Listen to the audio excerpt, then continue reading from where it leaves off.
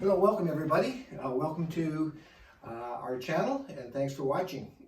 Here's my lovely wife, Natalie. Hi everyone. My name is Mike Dixon, and I am an RMT, and so is Natalie.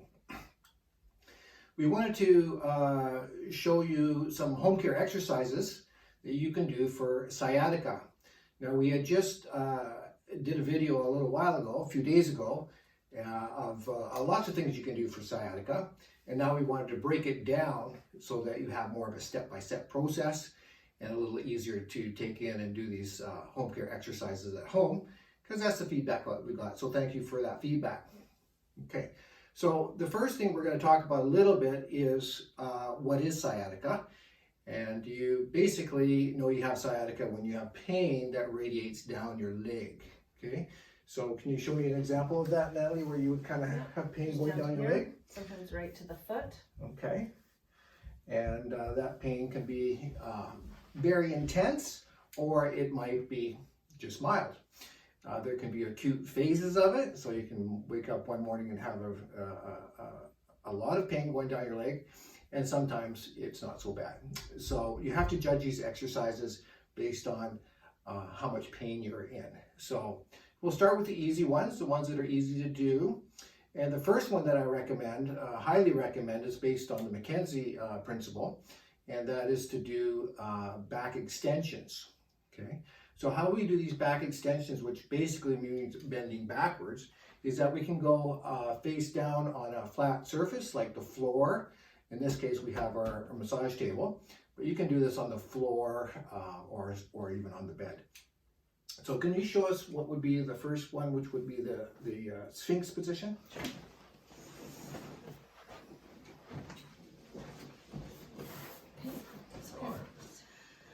So Sphinx is just basically coming up onto your elbows and with your forearms out in front, and we get a little bit of extension through the lumbar spine. Okay, and you can come back into extension and hold for a count of 5, 4, 3, 2, 1, and then back down again. Okay, rest for another about 5 seconds. 3, 4, and 5, and then come on back, and we will back into the extension again. 1, 2, 3, 4, 5, and back down. I want you to try this 15 times. 15 times in one set, and do this 3 times a day or more if you feel like it's helping you. Okay, so if this is going okay, then we can progress to what's called the Cobra position, which is basically now going into a full arm extension, where we're getting more of an arch. Okay, now Natalie is very good at doing this Cobra position, but when you have sciatica, you probably would only get up to maybe about where my hand is. So just arch back to where my hand is, and that's probably going to be enough. And as you go back down again, so again, holding for 5 seconds at the top, and then 5 seconds resting, and repeat. And as you get better, you can get to a more of a full arm extension. Okay. Now, if you put your hands right underneath your shoulders, you can even get more extension. Okay. And there we go. Now, again, she's very good at this, but in the beginning, what I want you to do is just go as far as you start to feel that in your back, and if the pain starts to radiate more intensely down the leg, then I want you to back off and not go so high. Okay. So I want to just show you real quick how this works. And what we have here is a model of the spine. This is the pelvis, so this is the bottom of the spine here. Okay, you can see that. I'll put that up on my shoulder.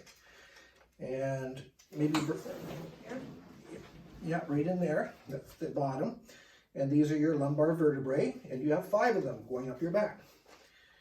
When you do extension, basically what you're doing is you're doing this, bending backwards. Okay?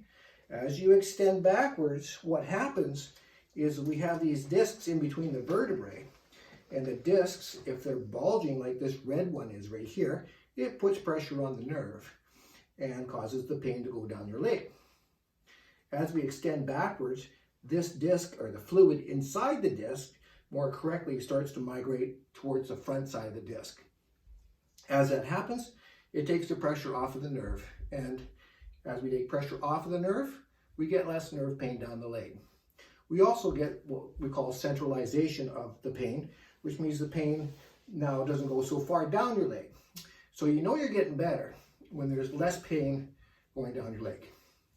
Okay, so those two exercises. Now, I want you to do the Cobra and the Sphinx and add one more.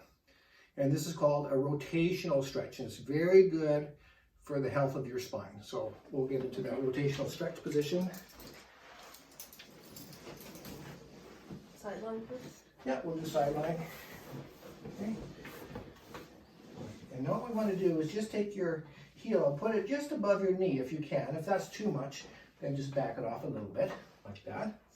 And then when you're ready, I'm just going to give you a little something for your head. Oh, thank you. There. All right. And now go ahead and you can open your hands like that and look towards the side of the rotation. Now your spine is now starting to rotate and twist, and this is very good for the joints and the discs in your back to do this regularly. Okay? When you're in a lot of pain, then it's better to just do something like this where you're lying down and you're able to get into a rotational stretch rather than something standing. Excellent.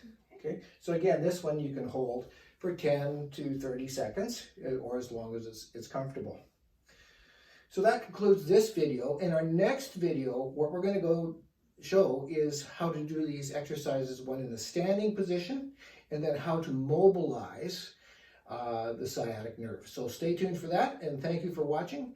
If you liked what you saw in this video, then please consider subscribing to us. And if you have any comments, put it in the comment section below, and we'll respond to your comments. Okay, thanks for watching.